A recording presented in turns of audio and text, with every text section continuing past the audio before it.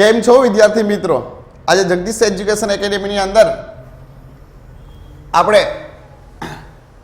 દાખલા કરવા ચેપ્ટર 1 ફિઝિક્સના ધોરણ 12 ના દાખલા કરવાની શરૂઆત કરવાની છે. જોઈએ આપણે શું થાય છે. જુઓ, મારી પાસે પ્રકરણ 1 છે. 1 ની અંદર વિદ્યુત ભાર અને વિદ્યુત ક્ષેત્ર ઉદાહરણના દાખલાની શરૂઆત કરીએ. થિયરી મોટા ભાગની કવર થઈ ગઈ છે. જે થિયરી ચાલી છે એને અનુસંધાને દાખલા આપણે જોઈએ. મારી પાસે પહેલો જ દાખલો છે કે એક પદાર્થમાંથી બીજા પદાર્થમાં દર સેકન્ડે 10⁹ ઇલેક્ટ્રોન ટ્રાન્સફર થાય છે. તો 1 કુલમ વિદ્યુતભાર પ્રસ્થાપિત થવા માટે કેટલો સમય લાગશે? જુઓ, મારી પાસે આવો રકમ છે કે 1 કુલમ વિદ્યુતભારની અંદર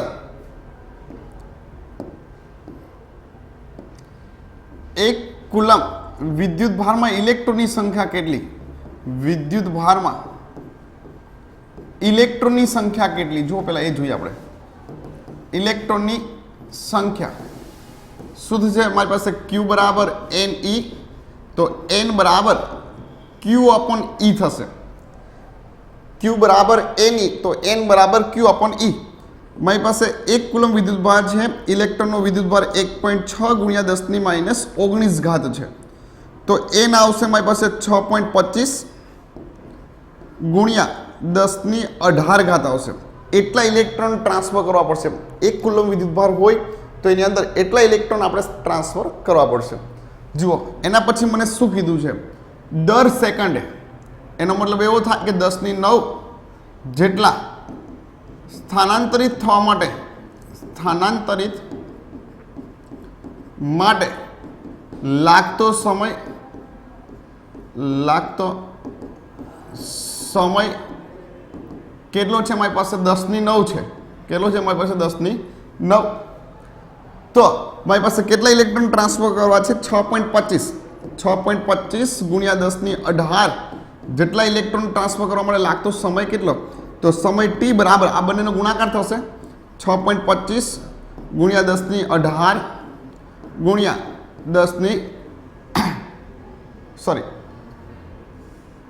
1 સેકન્ડ લાગે છે. તો અહીંયા 1 આવશે મારી પાસે ગુણ્યા 1 છેદમાં આવશે મારી પાસે 10⁹. આ મને સમય સેકન્ડની અંદર મળશે, પણ મારે તો વર્ષની અંદર જોઈએ છે. તો સેકન્ડમાંથી વર્ષમાં જવું હોય તો પહેલાં તો 3600 વડે ભાંગવા પડે, એના પછી 24 વડે ભાંગવા પડે, અને એના પછી 365. આ 3600 વડે ભાંગવાથી કલાકમાં સ્થાન રૂપાંતર થશે, 24 વડે ભાંગવાથી દિવસમાં રૂપાંતર થશે, અને 365 વડે ભાંગવાથી વર્ષની અંદર રૂપાંતર થશે. તો સમથિંગ 198 વર્ષ જવાબ આવશે. T બરાબર કેટલા આવશે? 198 વર્ષ. અહીંયા સ્ક્રીનશોટ તમે પાડી શકો છો. એના પછી નેક્સ્ટ દાખલો જોઈએ આપણે શું કહે છે. જુઓ, બીજો દાખલો. મારી પાસે એક પ્યાલાની અંદર પાણીમાં કેટલો ધન વિદ્યુત ભાર અને કેટલો ઋણ વિદ્યુત ભાર હશે મારે ચેક કરવું છે. જો, બહુ સરસ પ્રશ્ન છે. આપણે MCQની અંદર પણ કવર કરેલા છે. જોઈએ, પહેલાં તો પાણીનું અણુસૂત્ર મારી પાસે H2O થાય. એક પ્યાલા પાણીની અંદર આપણને આપ્યું નથી, પણ 250 ગ્રામ પાણી અંદાજે હોય એવું NCERT કહે છે. એક પ્યાલાની અંદર 250 ગ્રામ પાણી સમાઈ શકે એવું NCERT કહે છે આપણને. જુઓ, મારી પાસે પાણીનો અણુભાર છે ને એ 18 છે. 18 ગ્રામ પાણી હોય ને, 18 ગ્રામ પાણીમાં અણુ કેટલા હશે? 6.022 ગુણ્યા 10⁻23 હશે. 6.022 ગુણ્યા 10⁻23. તો મારી પાસે કેટલા ગ્રામ છે? 250 ગ્રામ પાણી છે. કેટલા ગ્રામ પાણી છે? 250 ગ્રામ પાણીની અંદર અણુની સંખ્યા કેટલી? તો અહીંયા હું સ્મોલ n લઉં છું. જુઓ, 250 ગુણ્યા 6.022 ગુણ્યા 10⁻23 છેદમાં કેટલા થશે? મારી પાસે 18. આનું કેલ્ક્યુલેશન કરીએ આપણે. કેલ્ક્યુલેટરની અંદર જોઈએ એનું કેલ્ક્યુલેશન કેટલું થાય છે. જુઓ, મને આપ્યું છે 250 ગુણ્યા 6.022 ભાગાકારમાં મારી પાસે 18 છે તો 83.64 ગુણ્યા 10 જોઈએ ઘાત મારી પાસે કેટલી છે? મારી પાસે 23 છે. આ એટલા અણુ પાણીના થશે. હવે જોઈએ મારી પાસે એક અણુની અંદર H નો પરમાણુ ક્રમાંક 1, બીજા H નો પરમાણુ ક્રમાંક 1 અને O નો પરમાણુ ક્રમાંક 8. તો એક અણુની અંદર 10 ઇલેક્ટ્રોન હશે, 8 આ અને 2 આ. પાણીના એક અણુમાં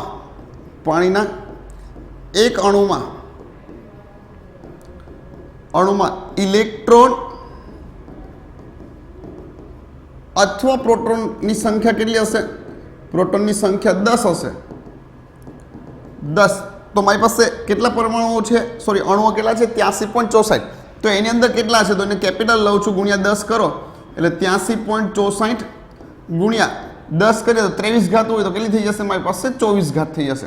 એટલા ઇલેક્ટ્રોન અથવા તો એટલા પ્રોટોન હશે. મારે તો વિદ્યુત ભાર ગણવાનું છે. જો 250 ગ્રામ પાણીમાં વિદ્યુત ભાર, પાણીનો ધન અથવા તો ઋણ વિદ્યુત ભાર Q બરાબર શું થશે? મારી પાસે 1 E. અહીંયા મારી પાસે કેપિટલ N છે તો અહીંયા આપણે શું લેશું? કેપિટલ N લેશું. N into E. N કેટલા છે મારી પાસે? 83.64 ગુણ્યા 10⁻²4 ઘાત 1.6 ગુણ્યા 10⁻−19 ઘાત. આ બંનેનો ગુણાકાર કરીએ આપણી પાસે કેલ્ક્યુલેટરની અંદર. 83.64 ગુણ્યા 1.6 તો કેટલા થશે મારી પાસે? 133.824 ગુણ્યા 10 મારી પાસે 24માંથી 19 બાદ કરીએ આપણે. 24 - 19 તો વચ્ચે 10⁵ ઘાત કુલમ. કેટલો વિદ્યુતભાર હશે? 1.33 ગુણ્યા 10⁻7 1.33 34 કરી નાખી, પાછળ 8 છે. 34 ગુણ્યા 10 કેટલા હશે મારી પાસે? 7 કુલમ જેટલો વિદ્યુતભાર હશે. કેટલો વિદ્યુતભાર હશે મારી પાસે? 1.34 ગુણ્યા 10⁻7 ઘાત જેટલો વિદ્યુતભાર હશે. એના પછી જોઈએ, જો શું કહે છે, બધા સ્ક્રીનશોટ પાડી લેજો. એના પછીનો દાખલો છે મારી પાસે ત્રીજો દાખલો. જો સરસ દાખલો છે. ત્રીજામાં મને ઇન્ટ્રોડક્શન આપી છે, પેલા ઇન્ટ્રોડક્શન આપ્યું છે. એવું કીધું છે કે વિદ્યુત ભાર મારી પાસે વિદ્યુત બળને Fe વડે દર્શાવશું આપણે.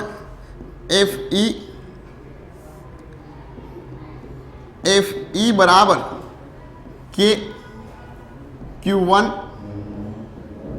Q2 છેદમાં R².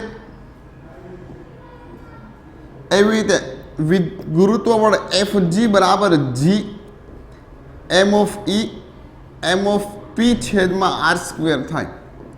આપણને એવું કહે છે કે વિદ્યુત બળ અને ગુરુત્વ બળ એ અંતરના વર્ગના વ્યસ્ત પ્રમાણમાં હોય, આવું કીધું છે.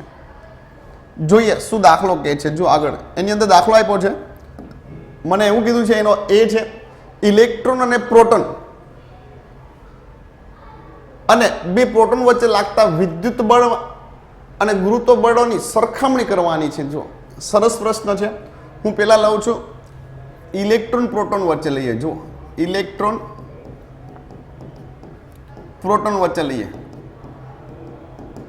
પ્રોટોન મારી પાસે વિદ્યુત બળ એના માનનો ગુણોત્તર છે. વિદ્યુત બળના છેદમાં ગુરુત્વ બળ લેવાનું છે. માનનો ગુણોત્તર લઈએ તો થશે મારી પાસે અહીંયા કે આ ઇલેક્ટ્રોન વિદ્યુતભાર E માન છે એટલે ધન જ આવશે. પ્રોટોનનો વિદ્યુતભાર E છેદમાં R². એવી રીતે ગુરુત્વ બળ G M(E)M(P) છેદમાં R². કેન્સલ. તો મારી પાસે સૂત્ર આવું આવે. જો કે E² છેદમાં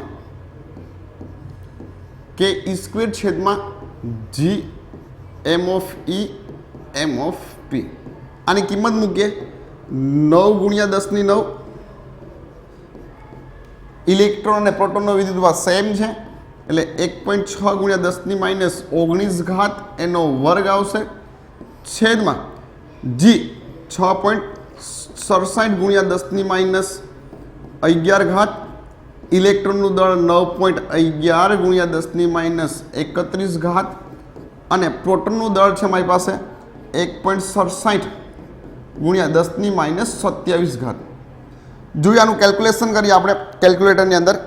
જો મને આપ્યું છે પેલા 9 ગુણ્યા 1.6 ગુણ્યા 1.6 ભાગાકારની અંદર 6.67 ભાગ્યા 9.11 ભાગ્યા 1.67 કેટલા આવે છે 0.22 ગુણ્યા ઘાતની અંદર જોઈએ આપણે -19 આ 11 ઉપર જશે +11 આ 31 +31 +27 તો ગુણ્યા 10 ની 31 ઘાત થશે. 10 ની કેટલી ઘાત થશે મારી પાસે 31. ફરીથી એક વખત કેલ્ક્યુલેશન કરીએ 9.9 ગુણ્યા 1.6 ગુણ્યા 1.6 23.4 આવે ભાગાકારની અંદર 6.67 વડે ભાગાકાર કરીએ ભાગાકારની અંદર 9.11 કરીએ ભાગાકારની અંદર 1.67 કરીએ 0.22 કમ્પ્લીટ છે.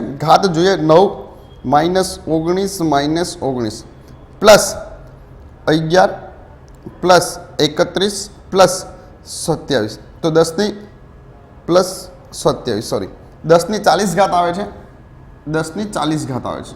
કેટલી ઘાત આવે છે 10 ની 40. આનો એકમ નહીં આવે. આનો મતલબ એવો થાય કે મારી પાસે વિદ્યુત બળ એ ગુરુત્વ બળ કરતાં આટલું ઘણું પ્રબળ છે. એવો જ મારી પાસે બીજો દાખલો લેવાનો છે આનો જ. કોના માટે જો મને 2 ઇલેક્ટ્રોન અને પ્રોટોન વચ્ચે થઈ ગયું છે 2 પ્રોટોન વચ્ચે તો અહીંયા પ્રોટોન લખી નાખીએ. જો પ્રોટોન વચ્ચે આ જ સૂત્ર લગાડું છું. ડાયરેક્ટ હું આ સૂત્ર લઉં છું f ઓફ e ના છેદમાં f ઓફ g માન જ લેવાનું છે. તો અહીંયા આવશે k e સ્ક્વેર છેદમાં g m ઓફ p તો 9 ગુણ્યા 10 ની 9 1.6 ગુણ્યા 10 ની -19 ઘાત એનો સ્ક્વેર છેદમાં જીનું મૂલ્ય 6.67 ગુણ્યા 10 ની -31 ઘાત 11 ઘાત પ્રોટોનનું દળ છે મારી પાસે 1.67 ગુણ્યા 10 ની -27 ઘાત એનો આપણે વર્ગ કરી દઈએ. બંને છે એટલા માટે વર્ગ. જોઈએ એનું કેલ્ક્યુલેશન કરીએ આપણે શું થાય છે. જો 9 ગુણ્યા 1.6 ગુણ્યા 1.6 ભાગાકારની અંદર 6.67 ભાગાકારની અંદર 1.67 ભાગાકારની અંદર 1.67 1.23 એટલે 1.24 લખશું ગુણ્યા 10 ઘાતની ચર્ચા કરીએ 9 -19 પ્લસ 11 પ્લસ 27 પ્લસ 27 10⁻36 થશે. આ મારી પાસે જવાબ આનો આવે છે. જો શું જવાબ આવે છે 1.24 ગુણ્યા 10 ની 36 ઘાત આવે છે. જોઈએ નેક્સ્ટ શું છે. જોયો સ્ક્રીનશોટ લઈ લેજો. આની અંદર કંઈક બી મને આપ્યું છે. જો બી શું આપ્યું છે. જો બીની અંદર આવું કીધું છે ઇલેક્ટ્રોન અને પ્રોટોન 1 એંગસ્ટ્રોમ દૂર હોય. ઇલેક્ટ્રોન અને પ્રોટોન જો 1 એંગસ્ટ્રોમ દૂર હોય ત્યારે પરસ્પર આકર્ષણ બળને લીધે ઉદ્ભવતો પ્રવેગ મારે શોધવો છે. મારી પાસે અંતર આપ્યું છે આર અંતર આપ્યું છે આર બરાબર 1 એંગસ્ટ્રોમ 1 એટલે ગુણ્યા 10 ની -10 ઘાત મીટર થાય. પેલા ઇલેક્ટ્રોન અને પ્રોટોન જેટલું ઇલેક્ટ્રોન પ્રોટોન ઉપર બળ લાગે એટલું જ પ્રોટોન ઇલેક્ટ્રોન ઉપર બળ લગાડતો હોય. અહીંયા લાગતું બળ વિદ્યુત બળ લઈ લે Fe લઈ લે Fe બરાબર k ઇલેક્ટ્રોનનો વિદ્યુત ભાર પ્રોટોનનો વિદ્યુત ભાર છેદમાં બંને વચ્ચેનો અંતર r². કેનું મૂલ્ય છે 9 ગુણ્યા 10 ની 9 બંનેનો વિદ્યુત ભાર સરખો છે એટલે 1.6 ગુણ્યા 10 ની -19 ઘાત એનો સ્ક્વેર કરી દઈએ છેદમાં r². r કેટલા છે મારી પાસે 1 એંગસ્ટ્રોમ તો 10 ની -10 નો સ્ક્વેર થાય. આનું સાદુરૂપ આપીએ તો જુઓ આનું સાદુરૂપ આપણે આપીએ 1.6 ગુણ્યા 9 કરીએ. જો 14.4 ગુણ્યા 10⁻⁰ કેટલી થાય. જો આ 9 -19 સોરી આની અંદર હજુ 1.6 વડે ગુણવા પડશે આપણે. 9 ગુણ્યા 1.6 ગુણ્યા 1.6 23.04 આવે. જો 23.04 ગુણ્યા થશે મારી પાસે 9 -19 કેલ્ક્યુલેટર જોઈએ છે આપણે +10 કેટલા થશે 10⁻⁹ ન્યૂટન એટલું બળ લાગશે. જો આ બળ થઈ ગયું. મારે આની અંદર આ એક આપણને જરૂર હતી એ શોધી લીધું છે. હવે મારી પાસે ઇલેક્ટ્રોનની અંદર પ્રવેગ શોધવો છે. જો ઇલેક્ટ્રોનની અંદર પ્રવેગ, ઇલેક્ટ્રોનમાં પ્રવેગ શું થાય છે? જો ઇલેક્ટ્રોનની અંદર પ્રવેગ શું મળે છે મને? F બરાબર ma થાય. ઇલેક્ટ્રોન હોય તો અહીંયા E આવે તો પ્રવેગ એ E બરાબર Fના છેદમાં me થશે. મારી પાસે બળ મળી ગયું છે 23.04 ગુણ્યા 10⁻⁹ છે. ઇલેક્ટ્રોનનું દળ 9.11 ગુણ્યા 10⁻31 છે. તો કેટલો પ્રવેગ મળે જોઈએ આપણે કેલ્ક્યુલેટર કરીએ. 23.04 ભાગાકારની અંદર 9.11 તો 2.53 ગુણ્યા 10⁻⁴ ગણીએ. આ -9 + 31 ઉપર જશે તો 10⁻22 મીટર પ્રતિ સેકન્ડ. એનો જે ઇલેક્ટ્રોનની અંદર પ્રવેગ હશે એ કેટલો હશે? મારી પાસે એટલો પ્રવેગ હશે. એવી જ રીતે મારે પ્રોટોનની અંદર શોધવું છે. હું ડાયરેક્ટ સૂત્ર લગાડું. AP બરાબર Fના છેદમાં m(p) લાગતું બળ છે મારી પાસે. જુઓ 23.04 ગુણ્યા 10⁻⁹ 1.67 ગુણ્યા 10⁻⁻27 તો જુઓ શું થાય. 23.04 ભાગાકારની અંદર 1.67 તો 13.79 ગુણ્યા 10⁻⁻ની અંદર -9 + 27 તો 10⁻18 મીટર પ્રતિ સેકન્ડ થશે. આ F(p) મને મળ્યું. જોઈએ MCQની અંદર આની અંદર પૂછાય કે જેનું દળ અહીંયા પ્રવેગ છે ને, પ્રવેગ એ અંતરના વ્યસ્ત પ્રમાણમાં છે. જેનું દળ વધુ એનો પ્રવેગ ઓછો, જેનું દળ ઓછો એનો પ્રવેગ વધારે. ઇલેક્ટ્રોનનું દળ અહીંયા ઓછું છે તો ઇલેક્ટ્રોનનો પ્રવેગ વધુ હશે. કોની કમ્પેરિઝનમાં? પ્રોટોનની કમ્પેરિઝનની અંદર. શું કામ? ઇલેક્ટ્રોનનું દળ કેવું છે? ઓછું છે. સ્ક્રીનશોટ લઈ લેજો. જોઈએ ના પછી દાખલાની સિરીઝ ચાલે છે. પરીક્ષાની અંદર તમે MCQ અને દાખલા પર ધ્યાન આપશો ને તો 75 માર્ક કવર તમારા આની અંદર થઈ જાય છે. જે થિયરી પૂછાય છે 25 થી 30 માર્કની જ પૂછાય છે, પણ વધારે પડતું દાખલા તમે કરશો તો MCQ પણ તમારા કવર થશે. જોઈએ એના પછી ચલો આ ચોથો આકૃતિ નથી આપણી પાસે, પાંચમો જોઈએ. જો શું કહે છે પાંચમો? જોજો મારી પાસે L લંબાઈનો સમબાજુ ત્રિકોણ છે. સરસ દાખલો છે. એક તમને યાદ કરાવી દો. 11મા ધોરણની અંદર મારી પાસે અમુક સૂત્રનો ઉપયોગ થતો હતા. એ જ સૂત્ર અહીંયા હશે મારી પાસે. જોઈએ મારી પાસે એક સમબાજુ ત્રિકોણ છે. અહીંયાથી હું આકૃતિ લઈ લઉં છું સમબાજુ ત્રિકોણની. આપણી પાસે છે અવેલેબલ. સમબાજુ ત્રિકોણની આકૃતિ લઈ લેજો. આ મારી પાસે સમબાજુ ત્રિકોણ છે. એની અંદર કલર આપણે વ્હાઇટ લેવો પડશે. જોઈએ અમારી પાસે સમબાજુ ત્રિકોણ છે. જો આકૃતિ સહેજ નાની કરી નાખી આપણે. સમબાજુ ત્રિકોણ છે. જો હા, અહીંયા A બિંદુ છે, અહીંયા B છે ને અહીંયા મારી પાસે C છે. અહીંયા બધા જ પર Q જેટલો વિદ્યુતભાર છે. અહીંયા પણ Q છે, અહીંયા પણ Q છે અને અહીંયા પણ Q જેટલો વિદ્યુતભાર છે. મારા કેન્દ્ર પર કેપિટલ Q વિદ્યુતભાર મૂકેલો છે. એના પર લાગતું મારે બળ શોધવું છે. તો Q1 વિદ્યુતભારને લીધે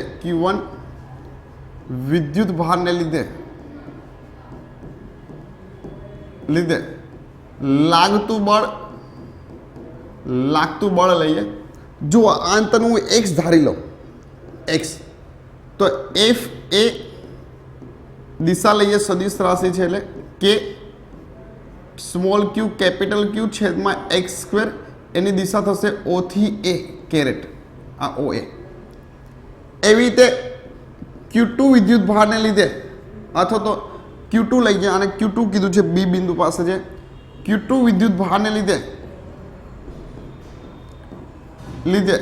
લાગતું બળ લઈએ, જો લાગતું બળ, તો મારી પાસે FB થશે. FB સદિશ કે ક્યુ ક્યુ એ અંતર પણ મારી પાસે કેટલું થશે? B જ થશે. કેટલું થશે? B. x² એની દિશા થશે OB કેરેટ. એવી રીતે Q3 વિદ્યુત ભારને લીધે લાગતું બળ, વિદ્યુત ભારને લીધે લાગતું બળ FC સદિશ લઈએ કે ક્યુના છેદમાં x² OC દિશા થશે. મારી પાસે સંપતપણાનો સિદ્ધાંત શું કહે છે કે કોઈ પણ બિંદુ પાસે લાગતું બળ આપણે અંતર x લઈએ, આપણા અંતર x હતું. સંપતપણાનો સિદ્ધાંત એવું કહે છે કે કોઈ પણ બિંદુ પાસે લાગતું પરિણામી બળ એ બધા જ બળના સરવાળા જેટલું હોય. તો મારી પાસે FO પર લાગતું બળ મારે જોવું છે, તો FA સદિશ લખજો, આપણે સદિશ લીધું છે FB પ્લસ FC. અહીંયા બધામાં સરખું છે. હું સ્ટેપ, મારી પાસે અહીંયા જગ્યા નથી, હું સ્ટેપમાંથી કોમન કાઢી નાખું છું. કે ક્યુ છેદમાં x² કોમન કાઢી નાખું છું. ખાલી દિશા વધે છે મારી પાસે OA plus OB plus OC. મારી પાસે દિશા તણીને આવી રહી છે. જો તમે એક જોજો કે મારી પાસે 4 બળ પરસ્પર વિરુદ્ધ દિશામાં, એક આ બાજુ લાગે, એક આ બાજુ લાગે, એક આ બાજુ લાગે, એક આ બાજુ, જો વચ્ચેનો ખૂણો 90 હોય તો પરિણામી બળ 0 થાય. એવી રીતે 2 બળ હોય તો સામસામે 180ના ખૂણે પર લાગતા હોય તો પરિણામી બળ 0 થાય. 3 બળ જો 120ના ખૂણે લાગતા હોય, આ ત્રણેય વચ્ચેનો ખૂણો કેટલો હોય? 120. તમે અહીંયા ઓબ્ઝર્વ કરશો ને તો આ ત્રણેય વચ્ચેનો ખૂણો કેટલો આવશે? મારી પાસે 120.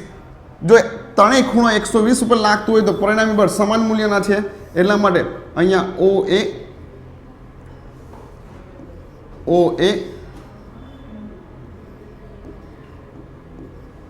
OB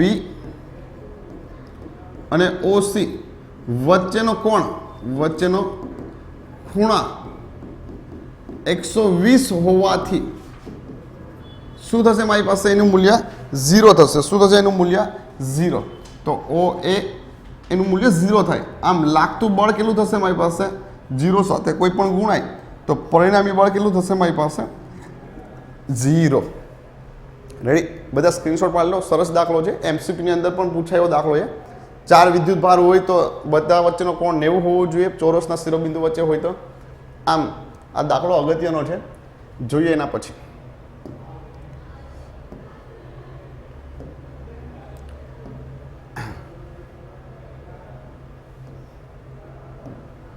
જો, હા, બહુ જ સરસ દાખલો આવ્યો છે. પાછો ફરીથી આકૃતિવાળો જ આપણી પાસે આવ્યો છે.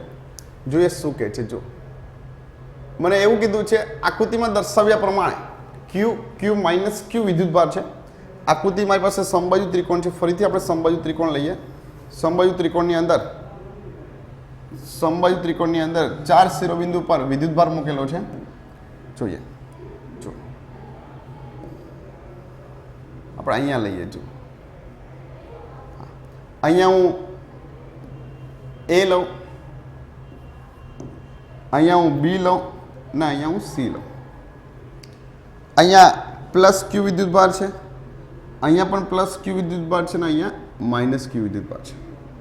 તમે 11મા ધોરણની અંદર શીખી ગયા છો. શું શીખી ગયા? જો મારી પાસે 2 સદિશ હોય. આ એક સદિશ A છે, આ સદિશ મારી પાસે B છે. આનો પરિણામી સદિશ, આ બંને વચ્ચેનો કોણ મારી પાસે થીટા છે.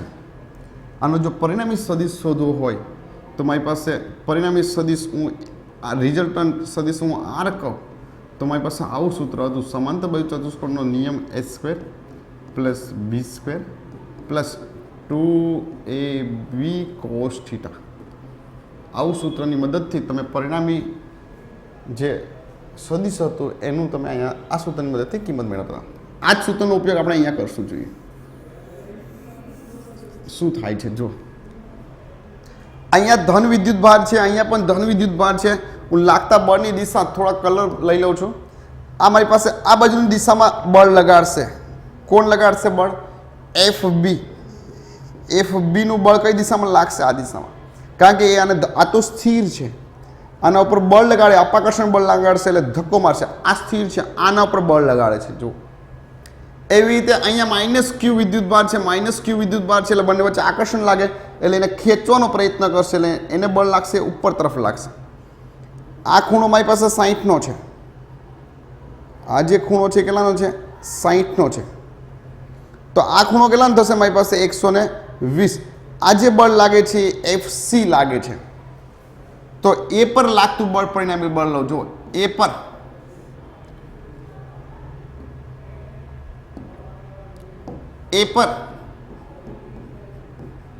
લાગતું પરિણામી બળ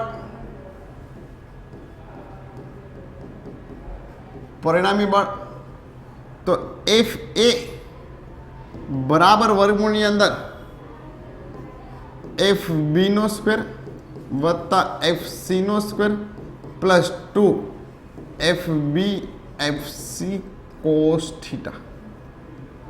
અહીંયા એફ બી છે ને એ જે બધું સરખું, બધા વિદ્યુતભારના મૂલ્યો સરખા જ છે. જુઓ તો એને એફ લઈ લો, F square plus F square plus 2 F B બરાબર એફ અને એફ સી બરાબર પણ એફ અને કોસ 120 ખૂણો થશે. શું કામ?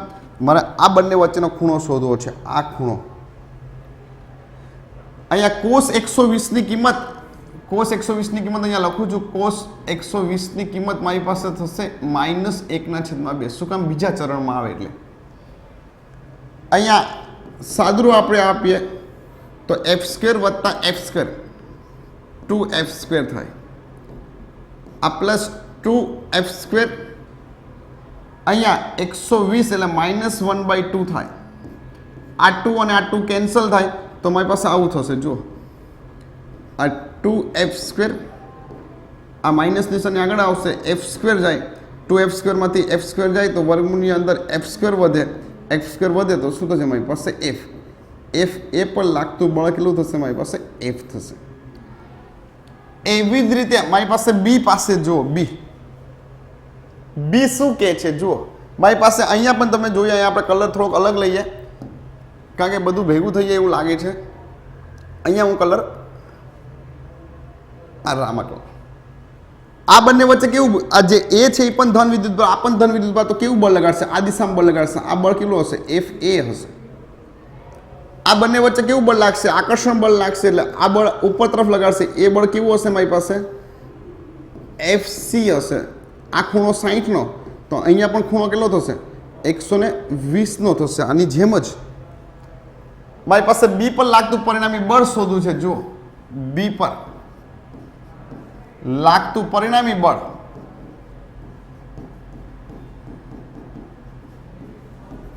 એ પણ એવું જ થશે. એફ બી બરાબર વર્ગમૂળની અંદર હું ડાયરેક્ટ લખું છું એફ સી નો સ્ક્વેર વત્તા એફ એ નો સ્ક્વેર વત્તા 2 F C F A cos 120.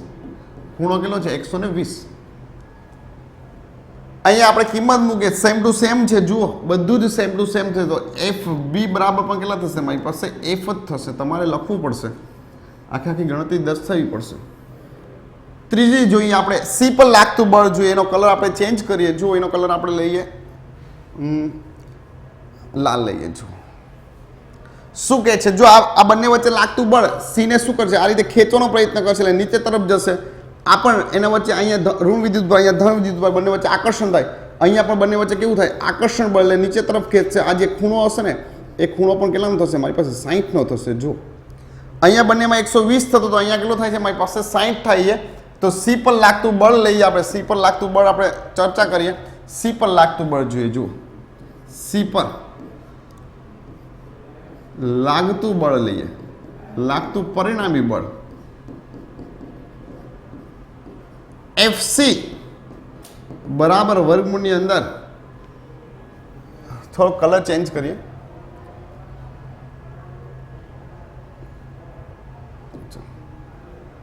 F A નો સ્ક્વેર પ્લસ એફ બી નો square plus 2 F A F B cos theta. અહીંયા એફ તો F square plus F square plus 2 F square કોસની કિંમત 1/2 થાય 120ની કિંમત સોરી કોસ 60ની કિંમત અહીંયા 60નો ખૂણો આવશે જો 60ની કિંમત 1/2 આ 2 કેન્સલ થાય તો મારી પાસે કેટલા વધ્યા વર્ગમૂળની અંદર 3f સ્ક્વેર એફનું વર્ગમૂળ નીકળી જાય તો પરિણામી બળ મારી પાસે વર્ગમાં 3f જેટલું થશે જો આ વર્ગમૂળ આગળ ના જતું રહે એ જ જોજો બેટા આ જે વર્ગમૂળ છે ને એ આગળ ના જતું રહે એટલે સુધી જ રહી મર્યાદિત કારણ કે 3 જ વર્ગમૂળની અંદર છે f નથી બહુ સરસ દાખલો છે અગિયારમાંનો કન્સેપ્ટ અહીંયા ઉપયોગ થાય છે એટલા માટે જોઈએ એના પછીનો દાખલો જોઈએ આપણી પાસે છઠ્ઠો દાખલો પહોંચ્યા છે ઉદાહરણનો છઠ્ઠો દાખલો છે આ એના પછી ચેક કરીએ આપણે સાતમો દાખલો જુઓ બહુ સરસ દાખલો છે સાતમો દાખલો પણ થોડોક બાળકો માટે 11મો અને 12મો બંનેના કન્સેપ્ટ અહીંયા ભેગા થાય છે શું કહે છે જુઓ અમારી પાસે સાતમો દાખલાની ચર્ચા કરીએ આપણે એક ઇલેક્ટ્રોન 2×10⁴ ન્યૂટનના નિયમિત વિદ્યુત ક્ષેત્રની અંદર 1.5 સેન્ટીમીટર જેટલા અંતરનું પતન પામે છે હવે ક્ષેત્રમાં અચળ રાખી